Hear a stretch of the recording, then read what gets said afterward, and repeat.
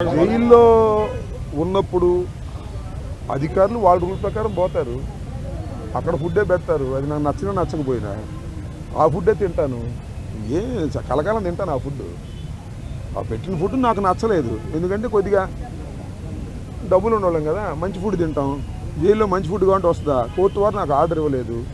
Okay, jail అధికారులు వారి ప్రవర్తన వాళ్ళది, వాళ్ళు నాకేం స్పెషల్గా ఏం చూడాల్సిన అవసరం కూడా నేను ఎప్పుడు కోరుకోలేదు, కోరుకోను కూడా.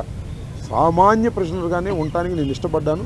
కోర్టు ఆర్డర్ ఇస్తే బయట భోజనం తిందాం అనుకున్నాం, కోర్టు ఆర్డర్ ఇవ్వలేదు, లోపల భోజనమే తిన్నాం. కొద్దిగా చిక్కినట్టున్నా, అయినా ఏం కంగారు ఏమి లేదు, ఏమి ఇబ్బంది కూడా ఏమి లేదు. ఆరోగ్యం బ్రహ్మాండంగా ఉంది, ఆరోగ్యం మరింత పట్టుదలగా ముందుకు సాగుతుంది.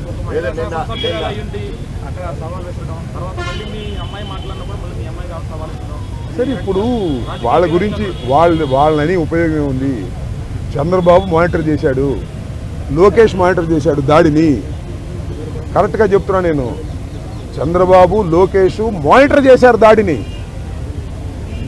7 గంటల సేపు నా ఇంటి దగ్గర దాడి జరిగింది.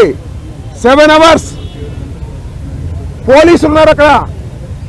ఇంతకన్నా ప్రజాస్వామ్యంలో ఏం కావాలి చెప్పండి, నాకు అర్థం కాల. 5 గంటలకు వచ్చి 12 గంటలకు వెళ్ళారు. తెలుగుదేశం కార్యకర్తలు అనండి, దుండగులు అనండి, దుర్మార్గులు అనండి, గంజాయి బ్యాచ్ అనండి, పోలీసులు అందరూ అక్కడే ఉన్నారు.